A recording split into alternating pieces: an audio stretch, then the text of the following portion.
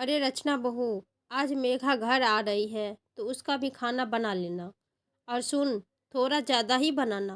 वो यहीं से टिफ़िन पैक करा कर ले जाएगी। कहाँ घर जाकर खाना बनाएगी।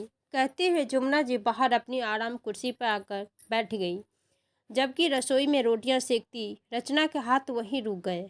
हे भगवान, अच्छी कामचोर बड़ी बहू है, इनकी शाम को आ रही है बहू तो भी घर वालों के लिए खाना बनाकर नहीं आ रही। मैं यहाँ बैठी हूँ ना, टिफ़िन वाली मैं बनाऊंगी उनके पति और बच्चों के लिए खाना।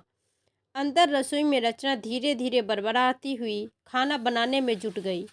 आखिर कितना ही बड़बड़ा ले, खाना तो उसी को बनाना था। ये बात वो अच्छी से जानती थी। आखिर ये हमेशा का ही था, जब से शादी हुई तब से देखती आ रही थी।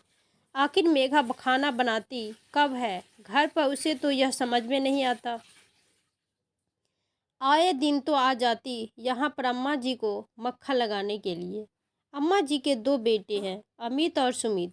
अमित अपनी पत्नी मेघा और दो बेटे के साथ कॉलोनी के दूसरे छोर पर रहता था। वहीं सुमित अपनी पत्नी रचना के साथ अपने पुराने घर में रहता। अम्मा भी उसी के साथ रहती। रचना और सुमित की शादी को 1 साल हो चुका था, लेकिन 1 साल की शादी में रचना अपनी बड़ी जेठानी को बहुत अच्छे से जान चुकी थी।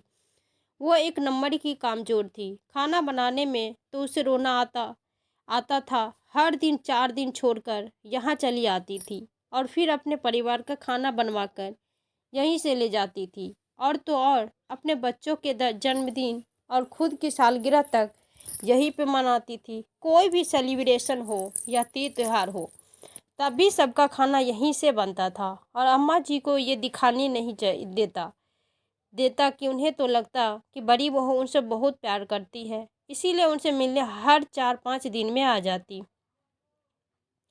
साथ ही हर वीकेंड में कहीं न कहीं जाती थी तो अम्मा जी के लिए कुछ न कुछ खरीद कर ले आती। ये अलग बात थी कि वो एक सामान वही लॉकेट मार्केट से खरीद कर लाती थी। वो हमेशा उन तोहफों की पट्टी अम्मा जी की आंखों पर बांध कर रखती थी। इस कारण घर का बजट हमेशा बिगड़ा ही रहता। सुमित यहाँ अपने बजट को लेकर परेशान रहता था, वही रचना अपने घर के कामों को लेकर। 1-2 बार रचना ने कहना चाहा तो अम्मा जी उससे ही लड़ पड़ी। तुझे क्या पता ये तोहफे कितने महंगे आते हैं। तूने अपने पिता के घर पर देखा ही क्या है। परिवार को एक करके चलना तो तुझे आता ही नहीं है। तू तो जलती है अपनी जेठानी से, खुद को घर संभालना नहीं आता है और घर के बजट बिगाड़ने का ठेकरा जेठानी पर फोड़ देती है। इसके आगे रचना ने कहना ही छोड़ दिया। अम्मा जी को न समझाना था, ना ही वो समझी। ये अलग बात थी कि आज तक मेघा ने कभी भी अम्मा जी या सुमित और रचना को अपने घर पर खाना खाने नहीं बुलाया था। यहाँ तक कि जब मेघा अपने मायके जाती थी तो पीछे उसके पूरे परिवार का खाना रचना ही बनाती थी। जबकि रचना का मायका तो लोकल ही था। वो तो सुबह जाती और शाम तक आ जाती थी, इसीलिए उसे तो कभी ज़रूरत ही नहीं पड़ी। लेकिन अब रचना इन सब चीज़ों से तंग आ चुकी थी। खाना बनाते बनाते अभी भी उसके दिमाग में यही सब चल रही थी कि किस तरीके से अपनी जेठानी को सबक सिखाऊं, कैसे उसका हमेशा का ये टिफ़िन वाला नाटक बंद करवाऊं और कैसे अम्मा जी की आंखों पर से ये जेठानी के तोहफे वाली पट्टी हटाएं। सोचते सोचते मेघा पलटी, अचानक पीछे रखे सिलेंडर से टकराई और गिर गई। गिरते ही उसकी चीख निकल गई। यमुना जी रसोई में दौड़ी दौड़ी आई। अरे बहू, क्या हो गया। कुछ नहीं अम्मा जी, मैं सिलेंडर से टकरा कर गिर गई। देखकर नहीं चल सकती थी क्या। अगर ज़्यादा चोट लग जाती तो फिर खाना कौन बनाता। अम्मा जी के ये कहते ही रचना के दिमाग में यही आइडिया आ गया। उसने मन ही मन सोचा कि अब तो यही नाटक करना पड़ेगा। वो जैसे तैसे खड़ी होने लगी कि अचानक वापस फिर गिर गई। अम्मा जी, मेरे पैर में तो बहुत ज़ोर से दर्द हो रहा है। लगता है पैर में मोच आ गई है, मुझसे खड़े नहीं होते बन रहा है।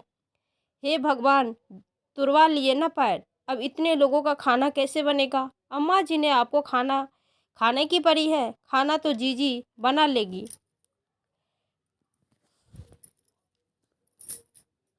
पर मुझे चोट लगी है, उसका क्या? ठीक ठीक है।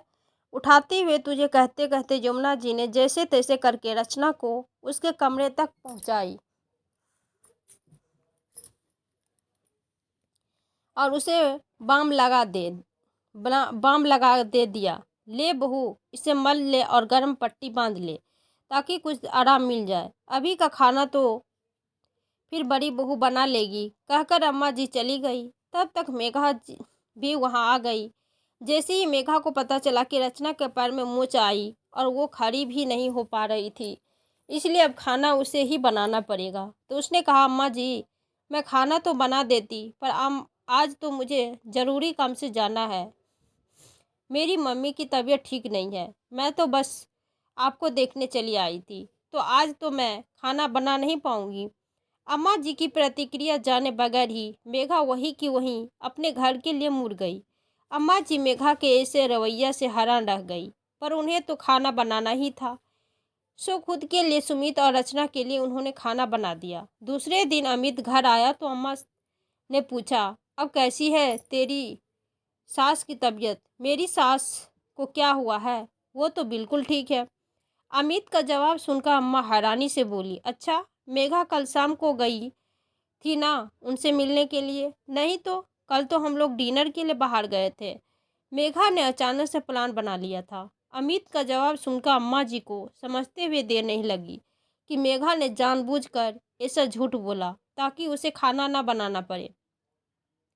पर रचना ने 4-5 दिन तक अपना नाटक यूं ही जारी रखा। अब धीरे धीरे अम्मा जी को मेघा की चालाकियां समझ में आने लगी। मेघा जब बीमार पड़ी थी तो रचना उसके और उसके परिवार के लिए खाना भेज देती थी, लेकिन यहाँ तो रचना को बिस्तर पर पड़े हुए इतने दिन हो गए, एक बार भी मेघा ने अम्मा और सुमित के लिए खाना नहीं भेजा। यहाँ तक कि देखने तक नहीं आई। एक हफ्ता बाद जब रचना अपने पैरों पर खड़ी हो गई तो मेघा घर आई। उस समय रचना रसोई में खाना बना रही थी, तो मेघा ने कहा, अरे वाह, आज तो रचना खाना बना रही है। चलो, आज तो मैं अपना टिफ़िन पैक करवा कर ले जाऊंगी।